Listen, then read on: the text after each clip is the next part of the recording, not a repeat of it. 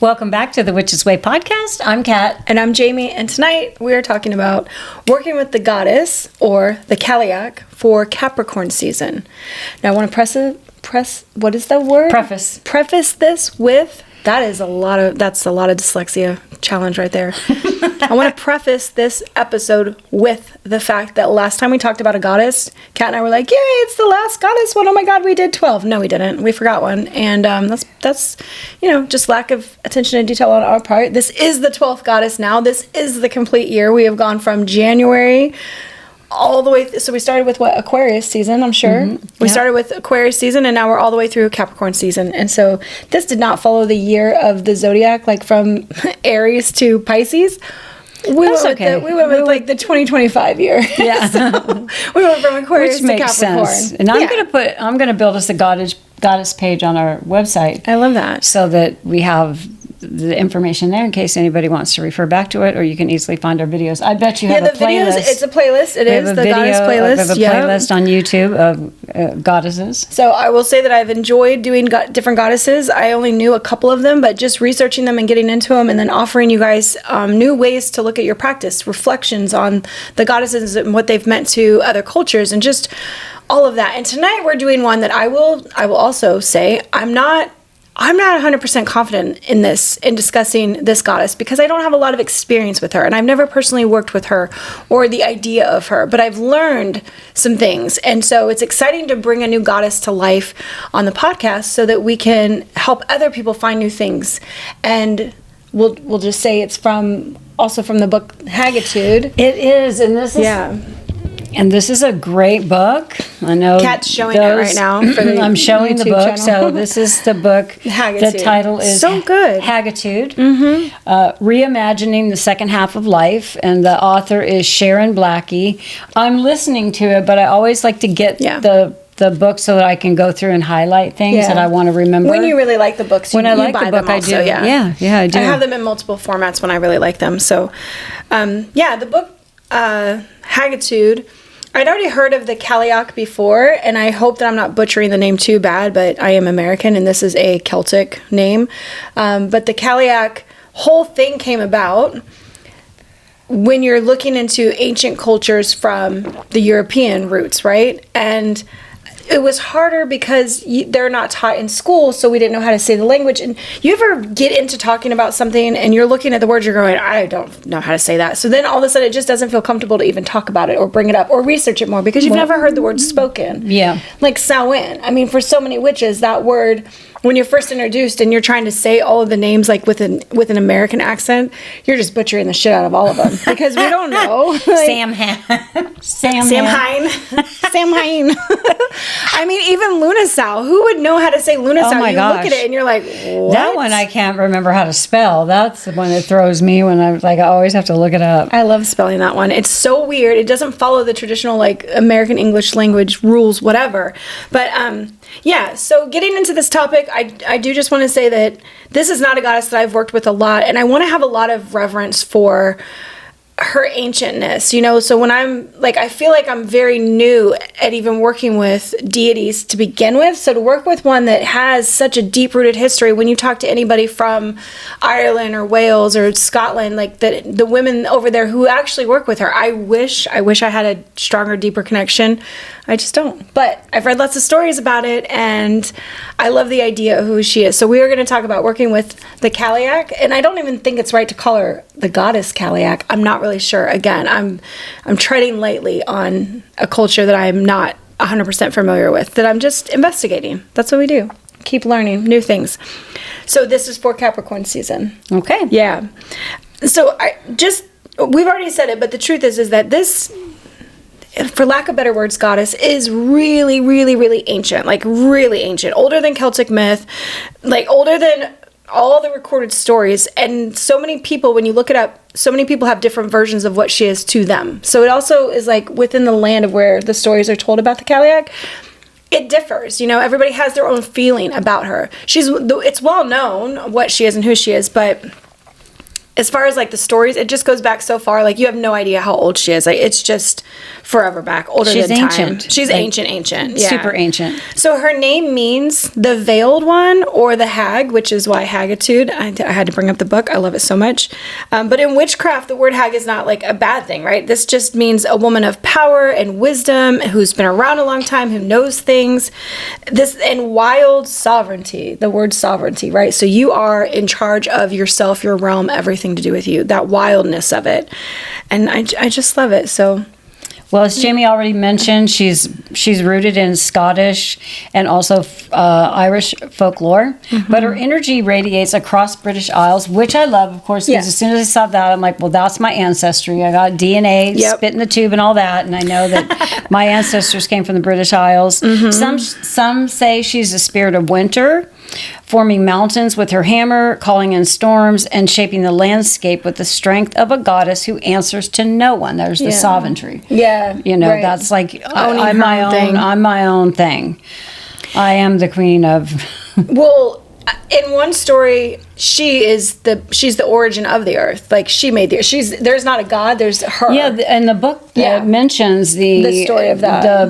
It does mention that. Like she created the earth. Thumamundi, and I'm probably not pronouncing that right, but in astrology, Thumamundi is the natal chart that describes when the world began. Mm. And so when the world began, I think we were in the sign of Cancer, but the Thumamundi. So they also refer to. There's another name that they use with it, and that's one reason why I also need the book, because then I can look at the word, because I'm listening to it. I know, otherwise you're going to try to write it down. Yeah, so she didn't answer to anybody, and... So you'll hear these associations with her, and I love this because, well, we live in Florida, number one, so this is harder for us to connect with energy like this because we don't get to experience these things. So we really have to use our imagination, we have to get creative, we have to do interpretations, but what she's associated with is ice. Okay, that's only in our freezers here. We don't ever get snow and ice, like it's not happening. So so when you come across something that you want to work with, and then you're like, how does that actually relate to the world that I live in presently? There's adaptations. So ice, stones, because it is said that she made the mountains, she made the land. Wolves, the storms that bring change. Sacred wells, so of course being a goddess, anything with water, the wells, like the deep emotional connection, endurance and transformation. And I think this is where we're really going to hit on it for Capricorn season, is that endurance and transformation, and sort of like why this is the winter season and what it really does.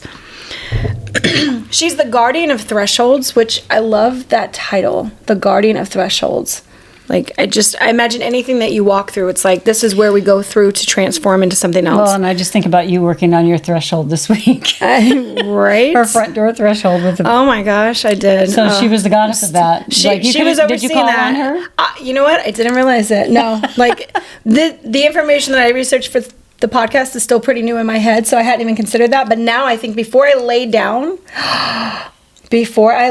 my new, whatever the fuck that thing is that goes over the door, I'm going to write Cailleach in the scene and then put it on top of it. Yes, I am. Yes, I am. That. Well, I was already thinking about for feng shui, I was going to do a red string underneath there, but now I'm going to write Jayme's having to replace the piece that goes across the door that keeps air from coming up. Yeah, like when you have under, the little like your door frame and your door don't match thing. They needed like a buffer thing. Yeah.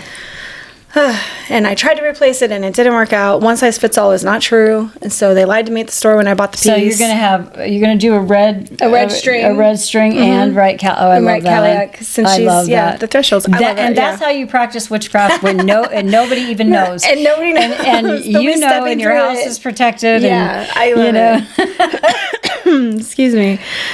So because she's the guardian of thresholds, this is like the dark winter season when the land is still and it's silent, and you can kind of go inside deeply, right?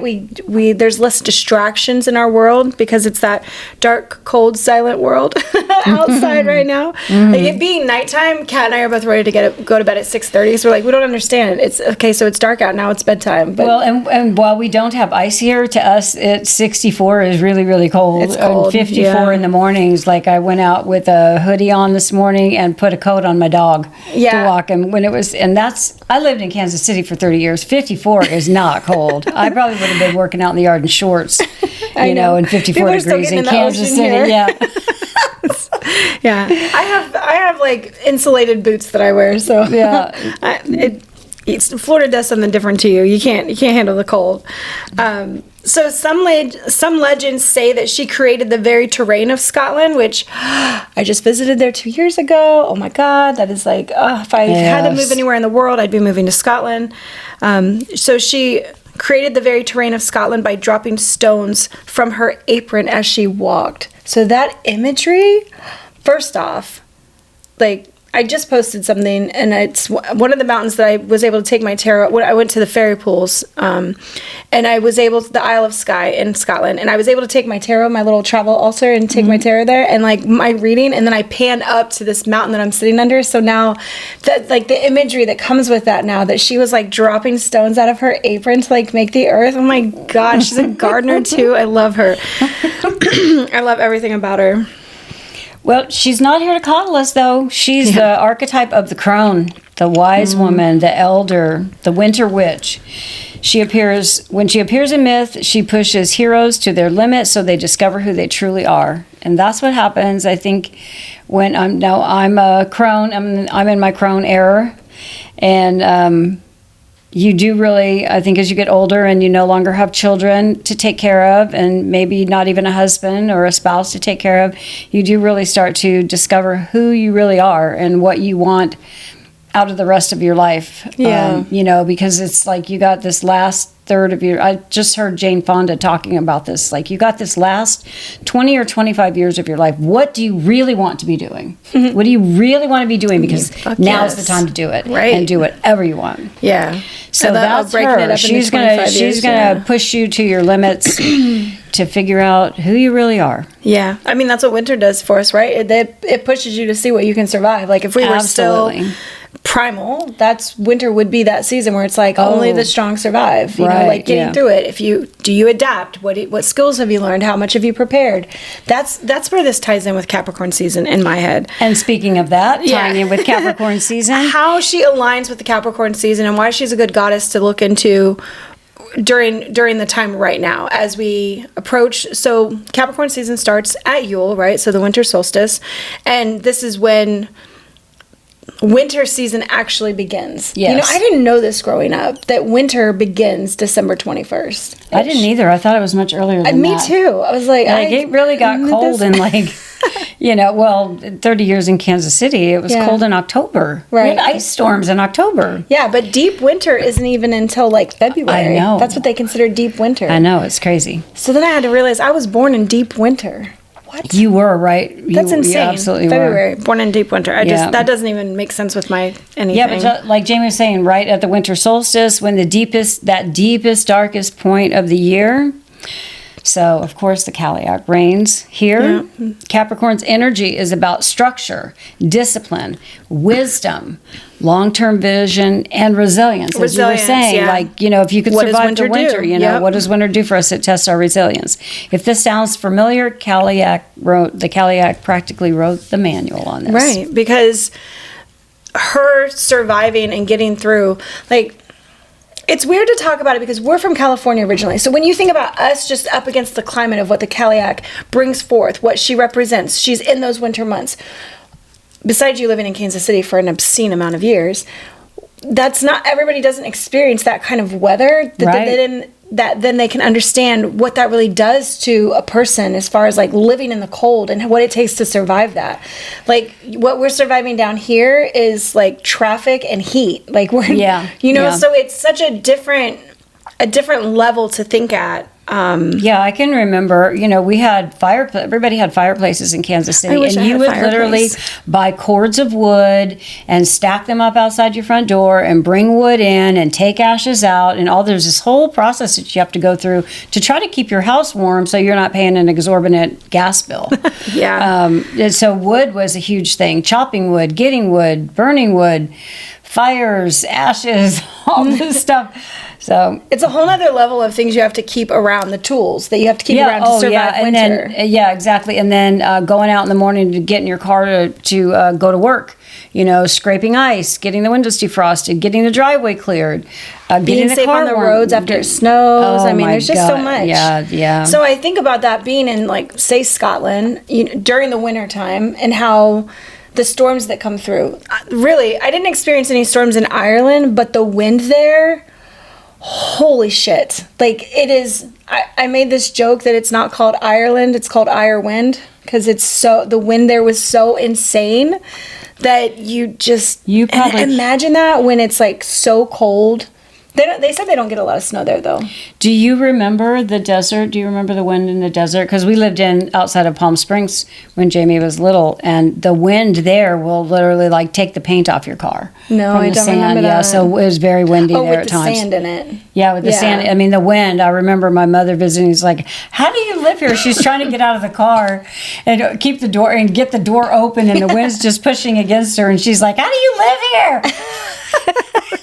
What caused the wind there? Because the wind that's blowing like into Ireland and Scotland is all off the Bering. Well, not the Bering. Is it the Bering Sea up there? I don't know. We were like in between some mountains. We were probably the mountain range here, like two mountain. We were in between two mountain ranges. Yeah, maybe that's it. I'm not really sure.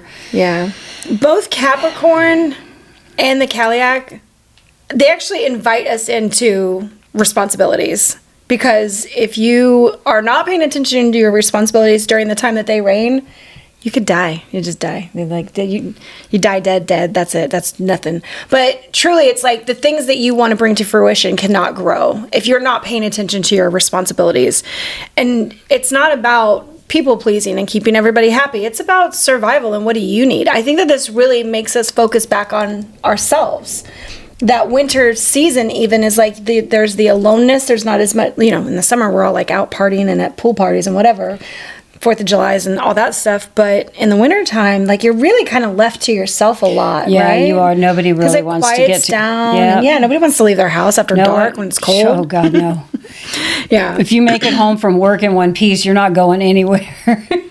So the responsibility is more about like the soul kind. What are you responsible for with yourself? What are you doing for yourself? The kind where you're deciding what really matters to you. You're spending I think because we have this time for reflection, right? That winter season is that reflection season. Absolutely. Because we slow down, because we're inside and we might be alone and things are just quiet and there's not, everybody trying to get together to do something. We're sitting and trying to decide what really matters to us and what we're doing with our lives. And it's happening at the end of what we call our year, right? So our December, the new year is coming up. So we're thinking about what does the new year bring? All of this is turning in our heads as the winter season starts. Well, and you were just saying today that you're feeling this need to have more alone time and do craft time. Yeah. So, and I've been feeling that same way, like just kind of like withdrawing and doing a lot more thinking and reflecting and needing that peace, needing to just be quiet, me to be cozy, curled up with my dog in my bed, reading and. I almost want to call it nesting, but it's not nesting. But it's kind of like that, though. It feels like that, where you feel like you're preparing for something. Like I'm cleaning out all the rooms, I'm making massive donation piles, I'm moving furniture around and getting I was joking, I'm doing spring cleaning right before winter. It's kind of weird. I don't know why. I'm pulled to this, like right before the new year starts maybe, or because I know that. Yeah, maybe it's New Year. I don't know. But there's this pull for me to start getting my house really in order. Like just everything that's been accumulated, or if I haven't used it in the year, like it's time to let it go. It's cleaning behind spaces that haven't been cleaned. I mean, number one, you got to put up Christmas decor. So when you're doing that, I'm going to clean everything before I put stuff up. Because you're not going to go put lights up on something and then it's dusty and you're not going to clean it, right? You're not going to put up lights on a dusty surface or whatever. Right. But when we're reflecting and we're deciding what really matters, you start to get to your truth. What is your truth? And sometimes it's not a good truth. Sometimes you realize you're miserable. Sometimes you don't like your life. Sometimes you need a change and you're like, I need to start preparing for this thing. And other times it's like, I have too much in my life. I want to eliminate responsibilities. I want to get it down to the core of what I really want. That's your truth, whatever that is. That's what really starts being poked at, awakened, kind of like, hey, This is what life is really about right here, is like getting down to your truth and then living that truth. What do you want to do with the time that you're here, that you've been given here, that's like so short? What the fucking time flies. Like, I just still can't believe it. All the time I'm being reminded that time just is flying so fast. Really, it truly is. I don't know. They say that when you get older that it goes faster, but it does definitely seem like it. So where Capricorn teaches the mastery part, when you're looking at the Capricorn sign and what it brings in, the Cailleach is teaching the sovereignty, how to rule over the things that are super important to us. So you're bringing that together in like a responsibility to own your truth and to live it. This is what the winter season starts to bring out in us, is that we start really getting to the core of who we are, because without all the distractions, now you have to face yourself. And I think you start to face your habits and where you're unhappy. If there's no more distractions, who are you when you're just sitting with yourself? Are you able to be alone and still feel fulfilled? I have to say that very slowly. Yeah, contentment. Yeah, still feel contentment. Or are you feeling discontent and unpleased? Yeah, some kind of turmoil, like underlying unhappiness or something. Like, what haven't you faced? This is the time to face it. Exactly. It's less about that. Life is on the go and we're just reacting to everything. Now you're not reacting to stuff. You're having to sit with the things and to figure out like, what is your truth? As you probably know, Capricorn's ruled by Saturn, the planet of time, boundaries, and the sacred work of becoming who we are meant to be. Yeah. The Cailleach is winter personified, the season that strips away the unnecessary so the essential can remain. See, now that says it good. Stripping away the unnecessary so the essential can remain. And that's what I was just explaining. Yeah, like cleaning out things and getting rid of stuff that you didn't use. Going back to where it's not like a fresh start, but it's like, this is all I need. And maybe I had projects going that like I didn't complete and I need to get rid of that. I need to let it go. I need to decide if it's going to serve me in the future. I guess that's the way I'm thinking about it, is right. Is this going to serve me in the future? And if it's not, let it go. Get rid of it. Cut it out. Donate it. Whatever. The Cailleach shows us shows you what's durable, what's real, and what can withstand the cold and the winter, the long winter. In the dark. In the dark. And the cold. The dark and the cold in the winter. You can tell we're really excited about this season.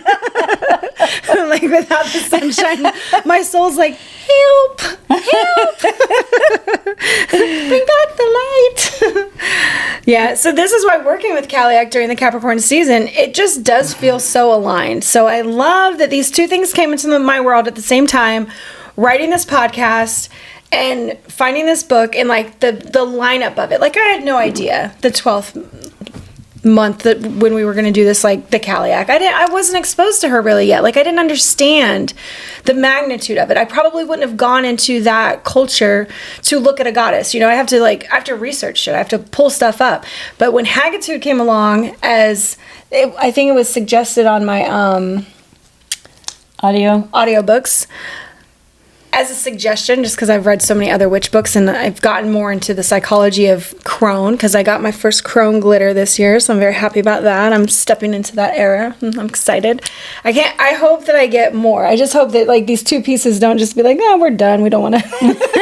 I won't get any more. I hope I will. Well, even if you only get those two for a while, you're still glittering. So I'm still glittering. I got the glitter. Now I don't know what I was saying. You were talking about that it came in at the right time. Yeah, that it came like you didn't you didn't know earlier this year that you'd be talking about this, and it just kind of came into your purview because you got a suggestion. It all came together at the right time. And I was just saying, and I love that. Jayme was telling me about the book, so of course I had to listen to it. Then I had to buy it, and I loved the book, and it was like, she's always finding the best books. And it was $3 on Audible. $3 for the audio version of it with a subscription. So I just paid for it with cash. Yeah, I know. Well, don't waste a $15 credit. No.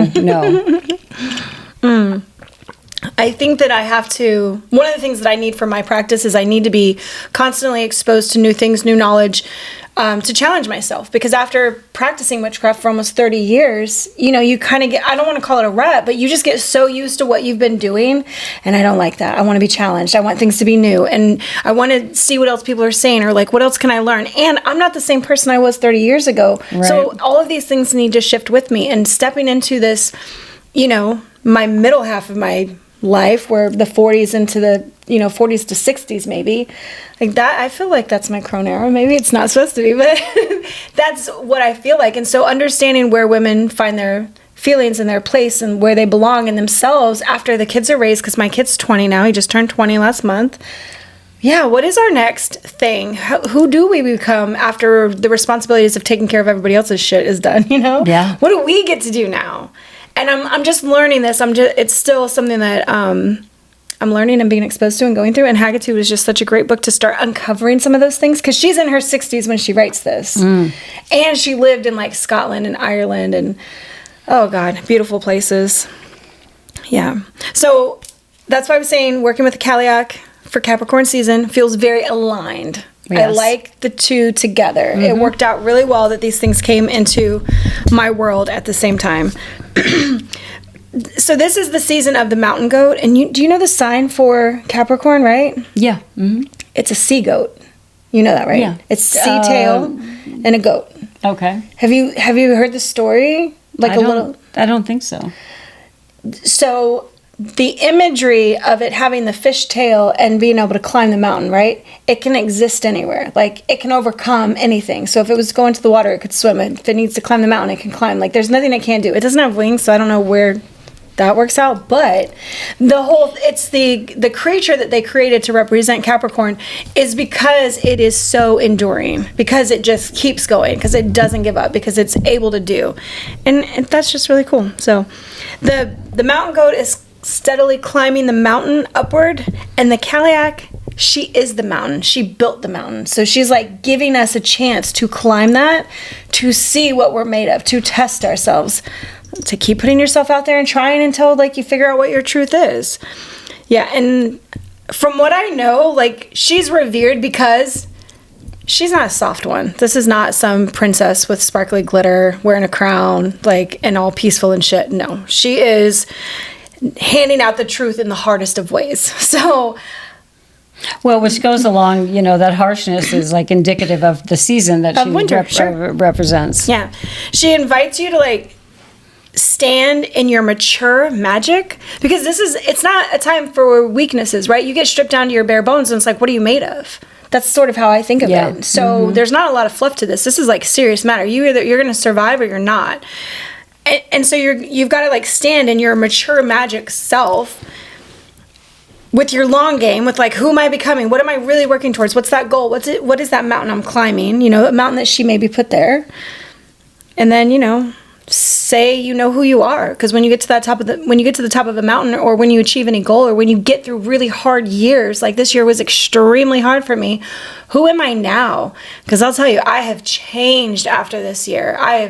And it happened fast, and I didn't really acknowledge it. But now that I'm away from the events of March and April, I see it in myself now, and I'm like, oh, I have no time for bullshit. I just like my ability to pacify or like just like sweep things under the rug, or just like, I don't do that now. I'm very direct. I have found my voice within the medical system. Like, I don't feel like anybody has power over me anymore. Like, in a situation, I have a right to be there as much as anybody, and I can speak as loud as anybody. So there's just these things about me that I've learned this year, that's my mountain that I climbed. Wow.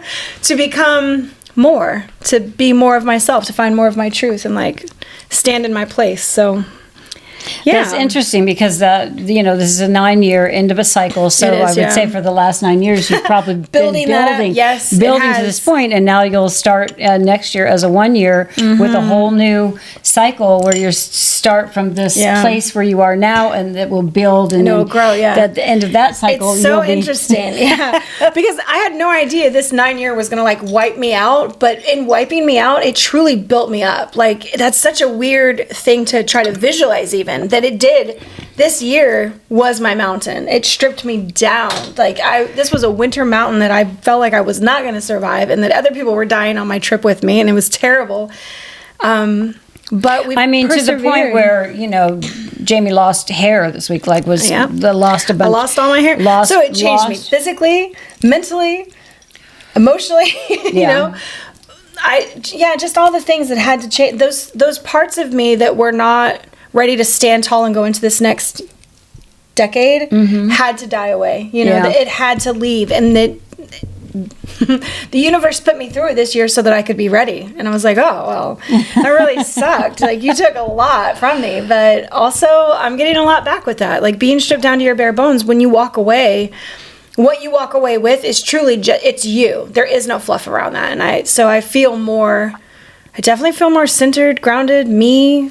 Like, I want to say confidence, but I don't even think that's the word for it, that I feel confidence. Because it's not like I was lacking confidence before. I just didn't have the, I'm thinking of a word that's like fight, or you're like, what's the word? I don't know.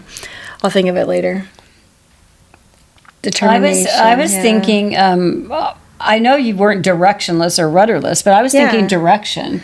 Direction is the word that came to my mind when you were trying to describe, because I almost feel like all of the changes that you went through has led you to almost a different path, if you will.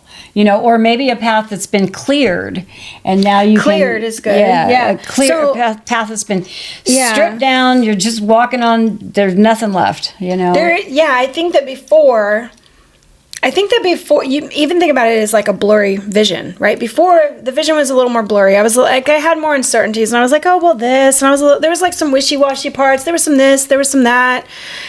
It's crystal fucking clear now. There is nothing in my path, and everything that I imagined as obstacles, they're not. That's all just a perception that I had, and they're all gone.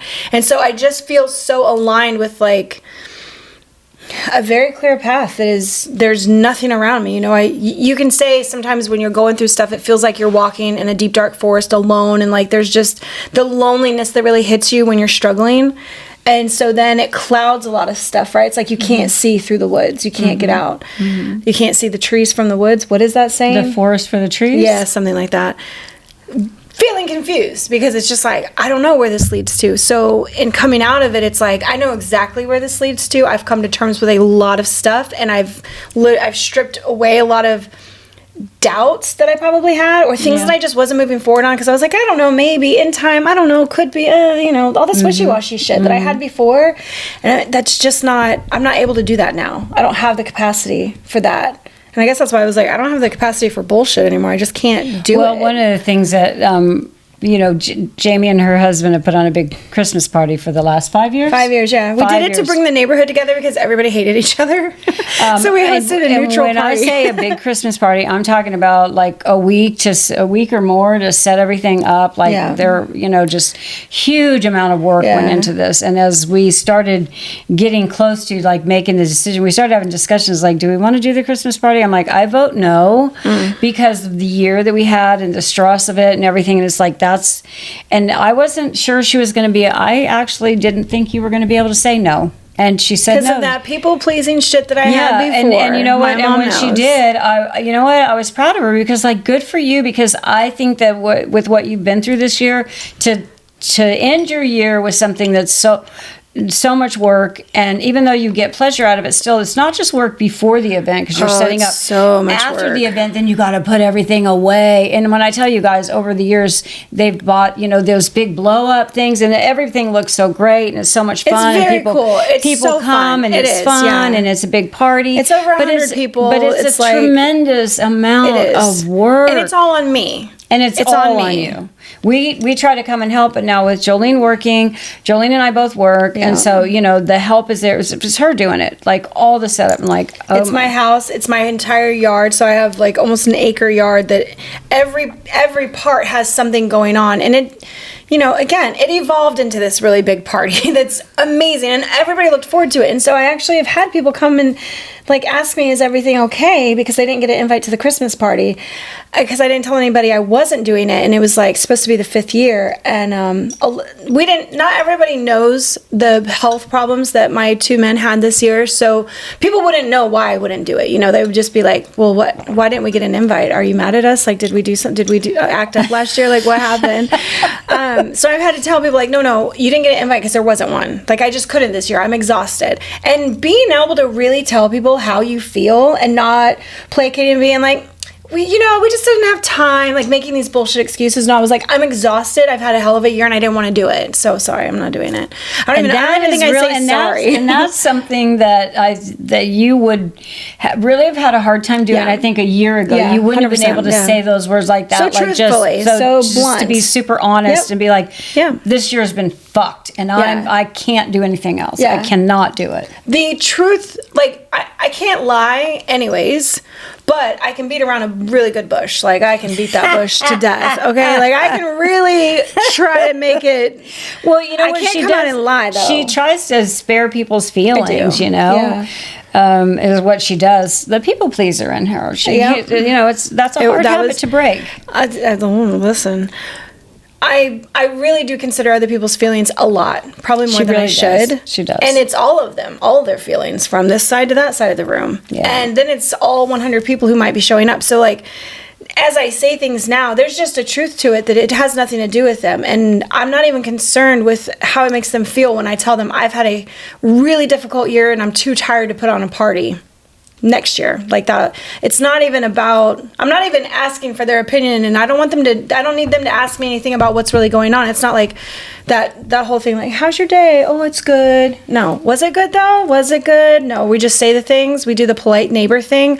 I don't do the polite neighbor thing now. I pretty much speak the truth, and I'm not worried about their feelings on it. It's like, you can get more information if you want to ask me a question, but I really don't give them the opportunity. I like say the truth, and then when you have the two people that you love the most in the world almost die on you in a year, that changes you. That forces within a month of each other, by the way. Forces you to really reassess what's important. What's important in your life. Where you want to spend your time and energy. Where you spend your energy. Like, where do you want to spend your energy? And you realize it's not making people happy. Yeah. Big breath. See, just saying that, like, where do I want to spend my energy? Because watching my husband almost die, watching my son almost die, and sitting through that, because, my husband came out of his a little more quickly, but my kiddo did not. That shit lasted for a very long time.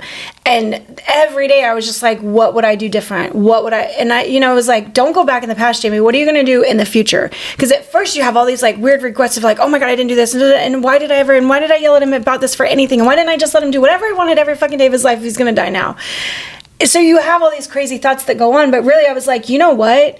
When this is done, because I was like, I kept telling Cameron, even though he was in a medical coma, I was like, when this is done, we're going to figure some serious shit out. You have a lot to do with your life. So like when you're in there right now, go talk to your higher self, go ask the questions, go get your answers, because he's been suffering with depression for a long time. And I was just telling him, like, go talk to your soul and find out what you want to do in this life, because you're coming back and then you're going to do them, and I'm going to be here for you. And it was like saying those things to him in those moments where he is tubes everywhere, the machines going, blood in and out of him, all the things, all the horrible things that you think when somebody is like on their deathbed. But I had a belief that this was not the end, that I needed to go through this to do something to me. I was like, is this, and that sounds really selfish and egotistical, this is for me, it happened because of me. But I know that my soul needed to go through something like this to change something, to get something to click, to let go of something, to really move me forward so fucking fast it made my head spin and my hair fall out. Then like coming out of that, I'm like, oh, I see now. Literally made her hair fall out. I mean, now I see so crystal clear. So I don't know if you want the 10-year version of that, where you have to go through something for 10 years and then you finally change, or you want to do it like me, just in like 6 months, everything uproots itself, just the whole switch, and then you're like, oh, okay, at least it was only 6 months. It wasn't like the slow, painful 10 years, or like the very fast, scary 6 months. Even though it was really, really, really rough. Yeah. I was just thinking the other day how you sat in the hospital basically sat in a hospital room for six weeks. 2 months. Yeah. 2 months. 2 months? Or 2 months. 2 months, Well, he was at home not 10 days. He was at home for 10 days. Over the 2 months period.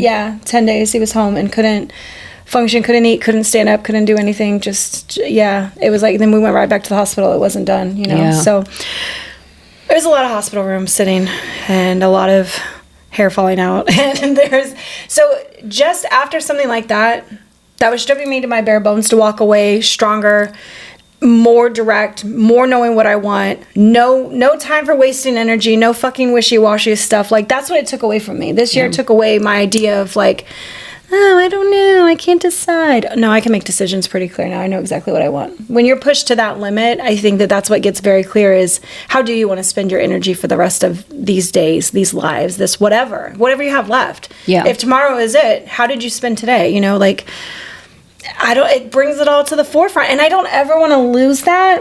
And I know that I grew up listening to that song by Tim McGraw. I think it was Tim McGraw, Live Like You Were Dying. Yeah. And that song always got to me because it was like, yeah, what would it be like if we did live every day with the people that we love like we were dying? Yeah. How would you change your life? What would you do different? How would you start speaking your truth? How would you show up in the world?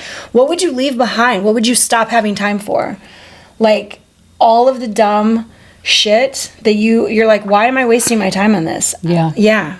So that has been my transition, and I can really understand why for this winter season coming during Capricorn and working with Cailleach is that my bare bones, I'm showing up to the season like that already, you know? So like now I'm looking forward to, if I got to the top of this mountain, what comes next? What do I want to fight for next? How do I want to change, be better? What do I want to grow in? What's the next mountain? Where do I want to be? Yeah, it's like I'm not stopping. I'm not to the top of the mountain. I'm like, oh, I'm done. I don't ever have to climb a mountain again. Nope. But I'm showing up like way more me, way more full of my truth. And I just, I'm very grateful for it. It fucking sucked, but I'm very grateful for it. It's all I can be. So now we want to teach you ways, I came up with 5 ways to work with Cailleach during Capricorn season, right? That's okay. We're moving on to it. Yeah. Do you want to go first since I just spent like a half hour? Yeah. So the first thing is build an altar. Build a winter easiest way. Build a winter crone altar. Super easy. Use stones, bones if you have them, dried branches, ice or representations of ice, white candles, a snowflake, or snowflakes, fake like snow. Anything that you can think of that's like that winter. The crone, the old, the dead. Or anything that represents endurance and wisdom. Keep it simple and honest. The Cailleach isn't impressed by sparkles. Yeah, she's not the glittery princess She type. wants what's real. She wants the real. Yeah. A winter ritual. Doing a winter ritual. Yeah. So sit with a journal and ask, what must freeze, rest, or die so I can grow stronger later? Release something, an old habit. A belief. Yeah, beliefs. A role that you play. A hat that you wear, like we used to say. A hat that you wear. We always say that. A hat that you wear. A template that you're living. A burden that you've been carrying around for too long. Yeah. Into the metaphorical frost that you create. Yeah. And then burn it, bury it, or place it in paper in the freezer overnight as a symbolic pause. Yeah. So that was 2. So a winter ritual. I do something for winter every solstice, which has nothing to do with this. I actually take a picture at noon because this is the long shadow. Yeah. So my favorite winter ritual, which I didn't write this in here, and I just thought I would say it since I didn't even tell anybody what I do every year. I take a picture of myself or an object in my yard. It's like something that you can come back to every year because it's just so fun to see how long your shadow is at Yule and how short it is at midsummer. Like there is no shadow. It's literally under your feet. And it's so cool to stand in like the same spot and have because that is, you can see our world shifting. And so if you have sunlight and doing it at noon just keeps it consistent for when you do it at noon at midsummer. But take a picture of yourself, of a building, of something that you visit all the time at noon on the winter solstice or within that 2-day period. And look at your long shadow because that is the time. I took a picture. I did that last year. You did? Oh, yeah, but then where is it? I think it's some of my phone. Oh, okay, of course. Okay, yeah. But then I think I don't know if I remember to do it at summer. At midsummer? Yeah, at midsummer. Yeah. Well, hopefully I need to put a reminder so that we say things, but it is a really neat thing to do to show people the change because a lot of times we go through the year and you don't see your change, right?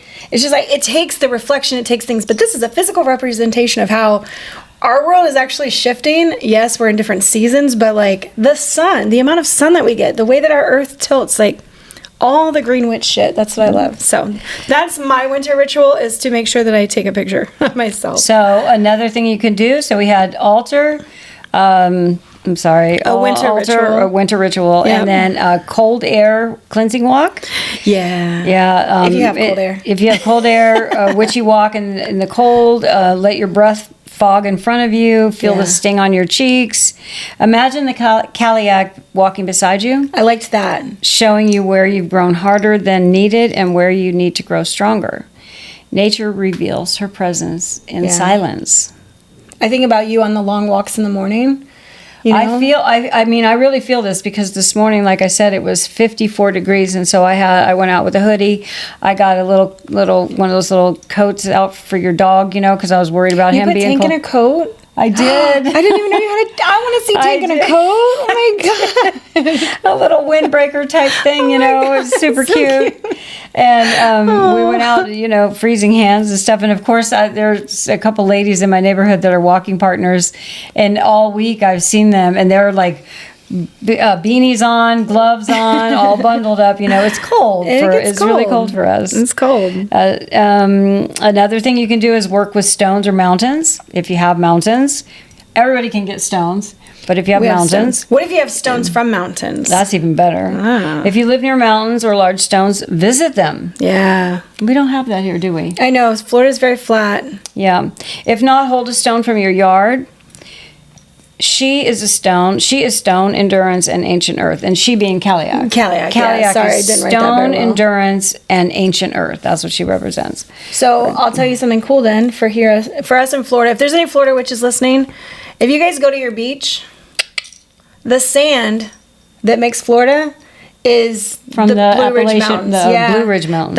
That's why it's quartz, and our beaches here have the light colored sand that is cold because it's quartz, because quartz doesn't retain heat, and that's how you know that you're getting like the Blue Ridge area mountain stones. It's basically, it eroded over all this time, and this was a massive delta, and so Florida is that peninsula of where the mountains were eroding and just depositing the sand down rivers, and like over time it's I call it mountain dust. That's what it is. Wow. Our beaches are made of mountain dust. So we could technically go to our beach to find the mountains. Yeah, we could. That's the eroded mountains from up north.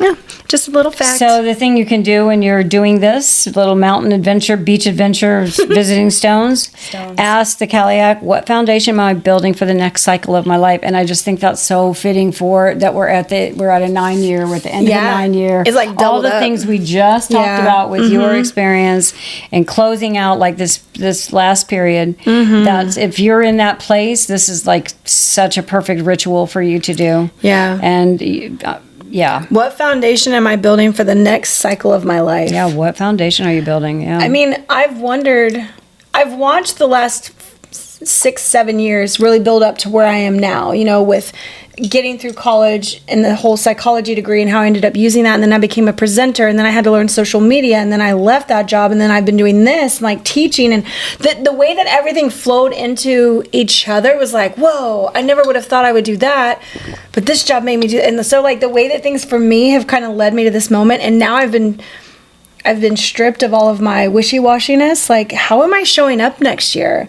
Because I'd been so nervous to like be on social media, or I'm not really nervous to be on camera and talk. Well, I have something to point out, and that is that Jayme has gotten rid of all of her old. So her and her husband used to be big into visiting breweries. That was a thing that they did together when they started dating. And they did brewing beer, and they had T-shirts, and they did all this stuff. And she's literally like, every time I see her, she's like, where are you going? What are you all dressed up for? She thinks she's I like dressed up.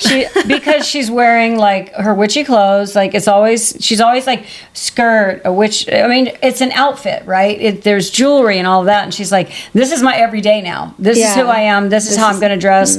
All that me from that's gone. She's that person. And what did I look like before? Because you have to explain that. What did I show up here looking like? Oh my gosh.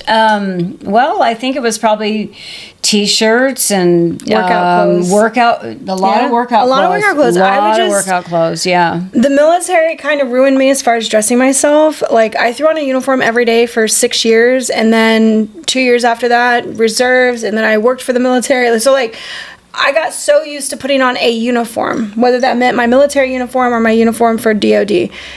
So I never made outfits for myself. I never dressed like me. I dressed like my job. And that became part of my personality. So when I got out and then I had a lot of running clothes because, I mean, you exercise a lot, right? You got to be like in all these you're things. A runner. And I'm a runner. So that was just the clothes that I went to all the time. So there was this gap of where my personality was within the way that I dress. And beer clothes, when we went to a brewery, it was like, this is a memory t-shirt. This is and those became your things. Yeah. And I'm just done with it. I'm like, that's not even me. That's not even... I don't think it's so been weird. You for a while, but the fact that you decided to there was a point where you're like, I'm done. I'm done, like, and I don't all this, look at it again. everything that was part of this cycle gone. that I went is out of my life. Yeah. Somebody else can have it. They'll find a use for the t-shirts, or they will. And being able to stay emotionally distant from the things, because I love to watch that show Hoarders. I just love it so much. There's so much psychology in that shit. I love it. I love it. Okay. So that's also something that I've had on the TV while I've been clearing out my house. It's like sometimes it's on in the background, and it's not always the horrors with all the bugs or the mistreated animals, because that shit just makes me cry. But it's the people who are just hanging on to stuff emotionally and they don't know why, and it's there's things that they're working through that goes so much deeper. And so for me, I told myself, I was like, I am not going to hang on to brewery clothes because it's something that me and my husband did together, and I need to save all these pieces. No, I'm clearing that shit out so we can make room to do new things together. Mm-hmm. That doesn't have to be our life anymore. We really stopped brewing. He and I stopped brewing probably 3 or 4 years ago. Mm-hmm. I mean, just haven't brewed. We've been part of the brewery scene. We know a lot of brewers. We know a lot of people who own breweries. And so it's been a communal space. I mean, it's definitely been where we built friendships and where we meet people and what we did all the time. I'm just done. I'm just so done. And also the other thing, speaking of friendships and communities, you're very focused now on building which community? Yeah. And trying with to, women, with women, and just trying to make those connections and in real life. Real life. Not just online, but trying to get a community that can gather. And we always feel like we're so spread out, but it's it's a focus. It's a definite focus for supporting women. That's when we talked about earlier, what do you want to give your energy to now? How do you want to spend the energy that you have left? I want to help women. That's it. I want to bring women together. I want them to feel secure. I want them to heal. I want to make a space for that. That is my focus. That's how I want to spend all of my energy, is that. I think that's the next cycle. That's my cycle. Yeah, that's your next cycle. I love it. Did we create a Cailleach Commitment? This is the last one. No. Okay. You want me to read number 5. Yeah. So Jayme will do this one. So the last idea that I had for doing a winter Capricorn Cailleach activity is called the Cailleach Commitment, and that's just a phrase I created. It is not a real thing. It's not on the internet anywhere else.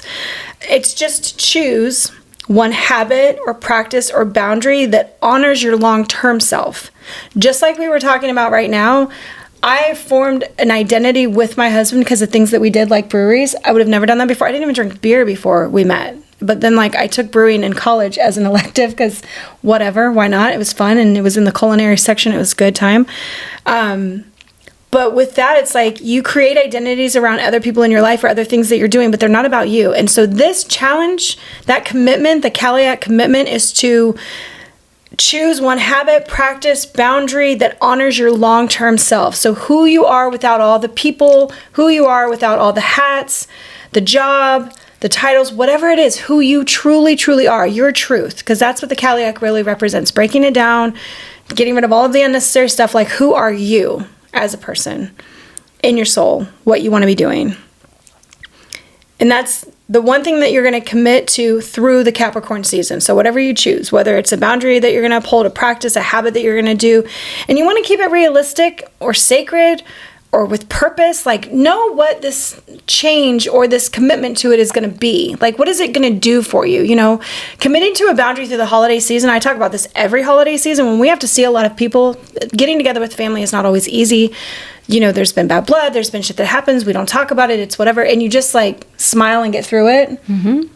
Have a boundary up that when you know that you see the situation going from good to bad, that you're I gotta go pick up somebody. I gotta get out of there. Don't stay for the shit. You don't have to go through bullshit for anybody.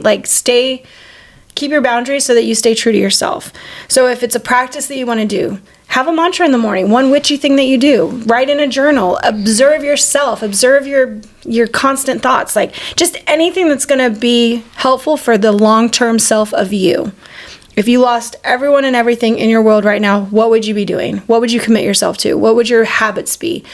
Who would you spend your time? Yeah, how would you spend your time? How would you spend your time? And you don't have to lose pets. I'm going to take that off the board, but everything else is gone. Like, we can't take the animals already out. have to lose our pets too soon. I know. But our people, we will eventually, if we live long enough, lose our people. We'll lose our people. Yeah. People will lose us. Like, there's a constant flow of people coming in and out of our lives to teach us lessons, to help us through things, to be problematic so we can solve things. So, and like vice versa. We have all these people around us doing the things that are shaping us. Sometimes we're allowing it to happen. Sometimes it's happening without our knowledge. But if all of that was to disappear and you were just on your own, what would that look like? What would you spend your time doing? What would you commit to, in that world where it's like no other... that you always wanted to do, that you like, I have commitments to other people. I can't do that. Yeah. I was just keeping it realistic and keeping it somewhat sacred for you and keeping it small. I would say... don't go too big because you might get defeated. And if you skip one day, that's okay. Do it the next day. Like, it's not all or nothing. Go with it and try it out. Because this isn't really about perfection. There's not some perfect score. Nobody's coming through and grading your test and you're going to get like an A and you're not going to get a D or an F or whatever. It's really about your effort and your integrity to yourself. How much can you commit to yourself? Because when we get into the practice of witchcraft, it isn't for anybody else. It's for us. We do this to grow us, to feel good for us, to connect with something that feels like home, So whatever you're going to commit to, effort and integrity. It doesn't have anything to do with being perfect. Yeah. The Cailleach is the cold wind at your back, pushing you toward your power. She's a reminder that winter isn't a punishment, it's a portal. A threshold. A threshold. I don't know if I have that in there, but the threshold. But the threshold's even better. The threshold. Yeah, it's a threshold, man. Capricorn. Go ahead. You're on the threshold. Yeah, what are you doing? It's a threshold. Capricorn season is your chance to climb the mountain of your own becoming with her, the Cailleach, as your guide. Like, think of her beside you. I love the idea. I literally, when I wrote that, I pictured her walking next to me. And what's even weirder is I didn't picture her like any of the goddesses I've ever seen before. I pictured her like kind of made of stone and moss and like more like the Disney movie of the, oh gosh, now I can't remember the movie. Everybody's going to be like, how could you not remember? It's the Hawaiian one. Crap. The Islander girl. Oh my God, I can't think of it. I haven't watched it. An M? I remember Maui is the god. Okay. One of the gods. But anyways, that, like being made of earth. I pictured her being made of earth walking beside me. Like, that's what I love, that imagery. Oh my gosh, I was like, yes, I will take it. So remember that she's not gentle, but she's honest. This is not supposed to be a super pleasant thing. This is supposed to be a harsh thing that brings out your truth. It's stripping back the bullshit to get to the truth, and she'll shape you the way that she shaped the land. I think of the little stones coming out of the fucking apron. The mountains that she built. I know. I love that idea. From the rocks in her pocket. So imagine that. Like the pressure and the clarity and the undeniable strength that comes with that of building a landscape. It's building the landscape of you. Yeah. Witches, thank you for being with us tonight. May your winter be wise. May your magic be steady. And may the Cailleach walk with you as you rise. Absolutely. We'll see you next time. We love you. Love you. Bye. Bye.